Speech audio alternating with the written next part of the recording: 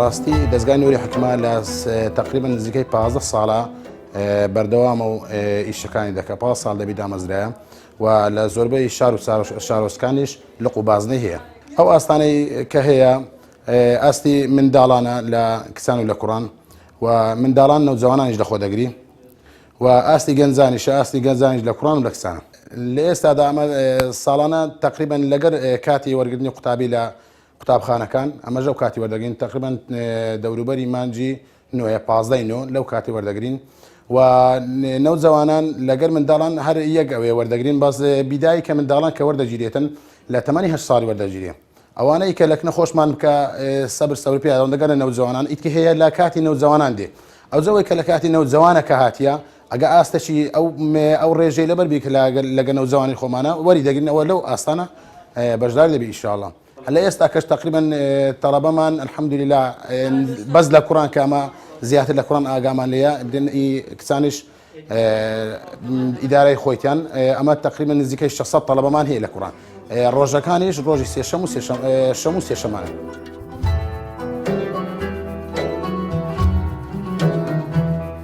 بەنای خۆی گەورە میێرەبان من ناوم سیزا سەردارە تەمەن 9 ساڵە لە پۆی توانای بناڕاتی دەخوێنم. قوتابی دەستگای نوێری حکومەت تا ئێستا نی جوزوم لەبەر کردووە. باوەڕەکان دەڵێن پێیان دەڵێن قورئانی لەبەرکەن و ئەوە سوودی لێ دەبینین و لە هەر شوێنێک بوو لەبەریکەن. پەروەردە و حیفڵمان هەیە لە منداڵان پەروەردەش 6 قۆناغمان هەیە لە ئێستاکەدا کتابەکە پەروەردەی منداڵی موسڵمان و 6 قۆناغی هەیە بۆ ئەو تا ئێستاکە ئەومان دەخین بەس لێرەوە الحەمدولله کە کتابی خۆمان هەیە کە دەستگای نوێری حکومەت دەری کردیا ئەویشیان هەر پەروەردە ڕێنوێنیە لەگەر ئەوە لە منداڵان لە سەرەتاییەکە دەخینرێ و فێربوونی پیتەکانە و قورئانی پیرۆزە. ساڵانە الحەمدولله ساڵانە ئەمە خەڵات لە کاتی تەوابوونی ساڵەکەمان خەڵات و دیاری دابەش دەکەن بەسەر ئەو قوتابیانەی کە دەرچوونە هەر کەسە و بە ڕێژەی خۆی کە نمرەی چەندە وەکو خوای گەورە دەفەرمێ لە قورئانی پیرۆز وفي ذلك فليتنافس المتنافسون ئەوەش پێشبڕچەیە کە لە نێوان قوتابیەکانمان کە هەر کەسە و بە ئەوەی خۆی خەڵات و دیاری وەردەگری وەجگە لەوەش کەمە ساڵانە خەڵات و دیاریمان هەیە و چەندەها بۆنە و ساڵاچی و شتیوامان هەیە کە لە ناو ئەو ساڵیدا کە الحەمدولله بە قوتابیەکانمان دیاری و خەڵاتیان پێدەبەخشین. بۆ نمونە ئەوڕۆ کە ئاهەنگمان هەیە کە جەنابتان هاتنە ئینشاءڵڵا کاتژمێر ئەمە 5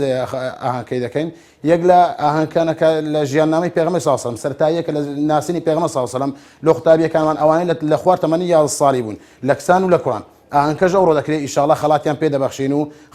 خەڵاتەکەش زۆربەی یاری سمایلان دەکەن منداڵان کەفیان پێدەکەن.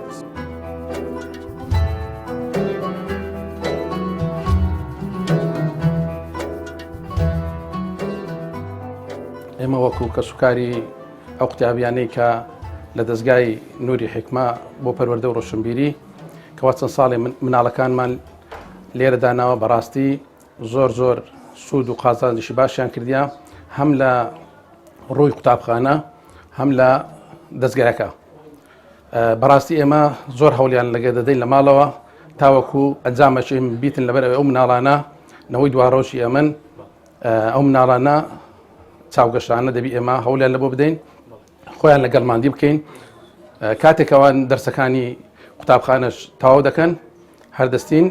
بە پێدانی ئەو بەشە قورئانی کە لە بۆیان دانرایە لەگەڵیان دەڕینەوە ڕۆژانە چەند جار هەر کاتێک مەجالیشیان دەینە بچن یاریش بکەن پاشان کە دەگەڕێنەوە بە قسەی خۆش بە زەردەخەنەوە قورئانەکەی خۆیان لە بۆمان دەڵێن و هەروەها هەفتەی جارە کە دێنە ئەو دەستگایە بەڕاستی سوپاسی هەموو مامۆستایان و ئەو سەرپەرشتیارانە دەکەین کەەوە توانیتیان خۆبەخشانە لەو دەستگایە کار بکەن بۆ پێگەیاندنی ڕۆڵەکانمان و هەروەها داوا لە هەموو ئەو کەسوکارانەش دەکەن کەەوە هەتاکو ئێستا شارەزای ئێرە نەبوون بزانن منداڵ لێرە بە ئەمانەتەوە پەروەردە دەکرێتن و خزمەت دەکرێتن. من ناوم سان سامانە لە پۆلی چواری بناڕاتی داخوێنم تەمەنم 10 ساڵە 2 ساڵ دایک و باوکم هانم دەدەن دەرس پێدەرێن نی جوزی و قورئانم لە بەکردیە سوپاسی دایکم و باوکم دەکەم لەگە ئامۆزام سیزار پێکەوە دەخوێنم.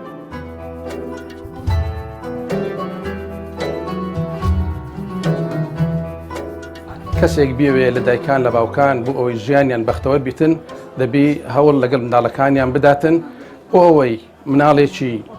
باش مناڵێکەوە